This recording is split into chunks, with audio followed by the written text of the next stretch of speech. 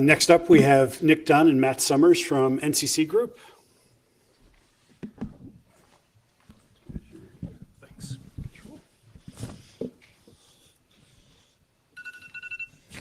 That's the end of the last talk. Shut up. Hi, I'm Matt Summers from NCC Group. I'm a principal consultant, and we're here to present the use of game theory with the ATT&CK framework to produce better attack and defense strategies.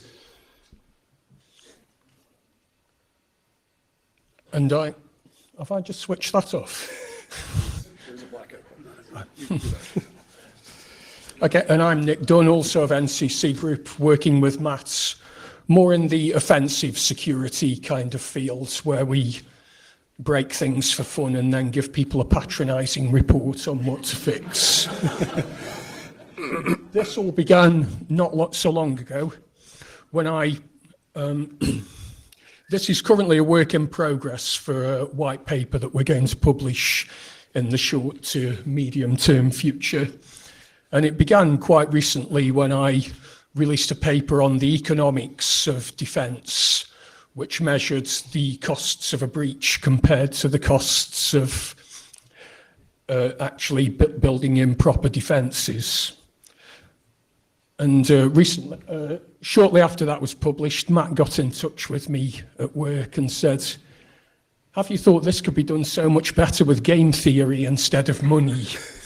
And I explained that most of the audience were more interested in money than mathematics, but said I had recently done something with game theory in terms of looking at how botnets detection or evasion could be improved. This conversation rapidly escalated into a series of whiteboard sessions, and the two of us deciding that if we were going to look at game theory, we could sort of measure where resources for defence could best be distributed. And we thought the ATT&CK framework was the best way to do that in terms of coming up with these key points in the stages of the game that we were looking at. Quick crash course for anyone not familiar with game theory.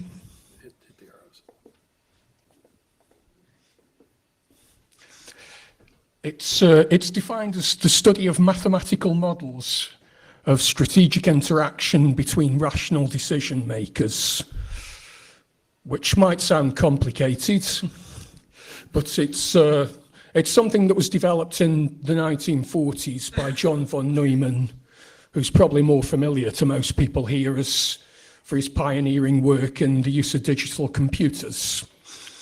But basically what it does is to come up with a series of mathematical way of measuring decisions that can be made by two cooperating or non-cooperating participants in decisions. And this really took off first in the field of economics and eventually started to become used more often in military strategy.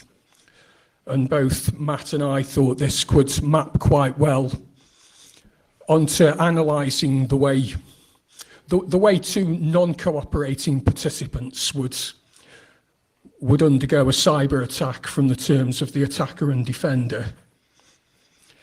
There's a few different types of game theory, which Matt's about to talk about.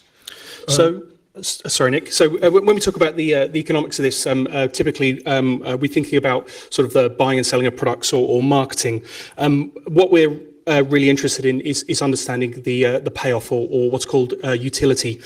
Now, what you'd be familiar with if you've seen any game theory is Prisoner's Dilemma, which is a normal form game. But what we're interested in is an extensive form game where the players are non-cooperative, so therefore they're competing. I'm just going to take a little digression into something from a very famous military strategist called Karl von Clausewitz.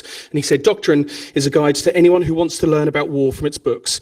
It will light their way, it will ease their progress and train their judgment and help avoid pitfalls. Doctrine is meant to educate the minds of the future commanders and not accompany them into the battlefields. And this is where we see attack coming in.